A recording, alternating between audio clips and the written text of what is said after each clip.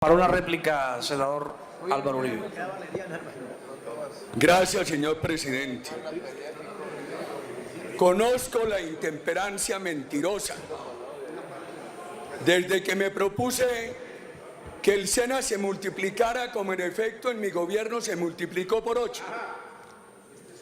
Quien hoy me difama no quería sino un SENA burocrático, manejado por un sectorcito de trabajadores agitacionales, y se oponía vehementemente a la reforma que logró en nuestro gobierno que el SENA pasara de atender 1.150.000 trabajadores por año a atender 8 millones.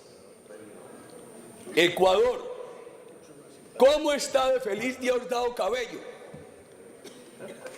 el coautor de la dictadura de Venezuela, diciendo que ya volvieron los vientos bolivarianos al Ecuador? ¿Y cómo lo celebran aquí? ¿Y qué diferencia? Mientras allá Correa acabó con la economía e hizo creer que iba muy bien, este presidente, ante una emergencia, tuvo que tomar una medida brusca. Y qué diferente de lo nuestro, que en materia de ese combustible fue el gradualismo. Y eso distingue el manejo que nosotros hicimos.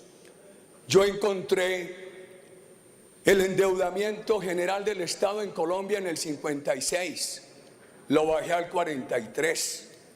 El gobierno Santos lo volvió a subir al 56. Dejé el endeudamiento del sector central del gobierno en el 36. El gobierno Santos lo subió al 46. Nos habíamos propuesto bajar la pobreza del 50-53 al 35, que era el 37. Para el año 2019, de acuerdo con la Visión Colombia Segundo Centenario, debería haber bajado al 15%. Santos fue incapaz, la dejó en el 27, y en los últimos 4 años lo que hubo fue un estancamiento de la reducción de pobreza. ¿Qué hay diferencias? ¿Cuántas? El gobierno nuestro fue austero, era de menos burocracia y más políticas sociales. Claro, nosotros redujimos impuestos, dimos estímulos a la inversión. ¿Cómo se vio eso reflejado en el crecimiento de la economía, en el mejoramiento de ingresos, en la financiación de las políticas sociales? Le votaron a Santos el desmonte de los estímulos tributarios, el desmonte de la ley de estabilidad, el aumento sustancial de los impuestos que nos convirtió en la 4ª economía más grabada del mundo. Y desde el año 2014, antes de que cayeran los precios del petróleo, ya se veía el declive de la confianza de inversión en Colombia. Por supuesto, se refieren a la reforma laboral de 2002. Veníamos con desempleos entre el 16 y el 21%. Nunca hizo ajuste de horas extras, ni las quitó. Hizo ajuste de recargos. Pero también se hizo lo siguiente. Ese mismo año se le impuso a los empresarios el impuesto del patrimonio. Por un lado, estímulos a la inversión, y por el otro lado, el impuesto del patrimonio. Y se exigió que aquellas empresas que por cada 20 trabajadores no contrataran un aprendiz, pagaran la cuota equivalente al SENA, lo cual permitió crear uno de los fondos mejores concebidos de Colombia, no por mi persona, sino por Juan Luis Londoño, que en paz descanse, y Alberto Carrasquilla, que era viceministro, el Fondo Emprender, para apoyar el emprendimiento de los jóvenes. Por supuesto, flexibilizamos el contrato de aprendizaje, y lo que me duele es que en Colombia no se hubiera aprovechado para llegar a 3 millones de aprendices. Pero sigamos retrocediendo en el tiempo y veamos las cesantías. Recuerdo cuando Aerocóndor se quebró, Tantas empresas colombianas que se quebraron y no honraron los créditos comerciales, ni fiscales, ni los laborales. Se perdieron las cesantías de los trabajadores.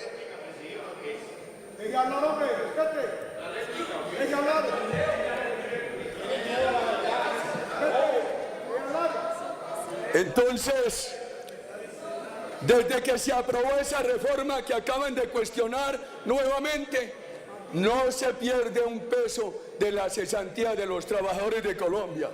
Déjeme, esto tiene argumentos para responder. Esto tiene argumentos para responder. Desde que se aprobó esa reforma, señor presidente, no se pierde un peso de la cesantía de los trabajadores de Colombia. Pero le agrego, esa reforma avanzó sustancialmente en beneficio del derecho colectivo del trabajo.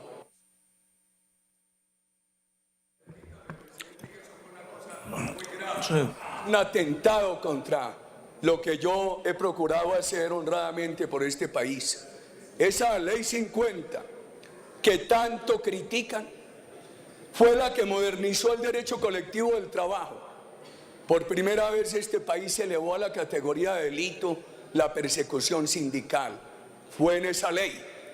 Y esa ley fue la que creó la figura de la personería jurídica automática para poder facilitar la asociación de los trabajadores. Pero vamos al primer tema. Quiero decirle categóricamente a los colombianos que nunca he propuesto aumentar la jornada de los trabajadores. Ese video que aquí encuentran mis asesores era una referencia a mí, a mis compañeros, a mí misma, donde decía: los funcionarios públicos no podemos tener pereza. El jefe del Estado invitó a todos los funcionarios públicos a trabajar con celeridad y sin pereza por el bien de los sectores menos favorecidos del país. Claro, cuando yo llegué a la presidencia dije: es hora de trabajar, trabajar, trabajar. Me refería al propio presidente, a los ministros, a los funcionarios. Me refería ese día a que el presidente, los ministros, los funcionarios teníamos que anular, señor presidente, el concepto de vacaciones, de dominicales, de festivos. Y creo que eso lo cumplimos en 8 años. Jamás he propuesto aumentar la jornada de los trabajadores de Colombia. Al contrario, en la ley 50 tan criticada, introduje 2 horas semanales en las empresas de más de 50 trabajadores que tenían que dedicar a la cultura, a la recreación y al deporte. Hoy encontramos un problema muy grave. Encontramos el problema de que en Colombia es un país en el que se necesita trabajar 56 horas a la semana para el mínimo vital, y es un país con una relación crítica señor presidente, entre el tiempo de familia y el tiempo de trabajo. Por eso hemos propuesto reducir la jornada de trabajo y facilitarle a los estudiantes que necesitan trabajar, que los puedan contratar por horas y por días. Colombianos, es mentiras. Nunca propuse aumentar la jornada de trabajo. Era una propuesta dirigida a mi persona y a los ministros, estimados ciudadanos. Era lo que de ahí se derivaba, o eso se derivaba de algo que guió aquellos 8 años. Trabajar, trabajar, trabajar. Gracias, señor presidente.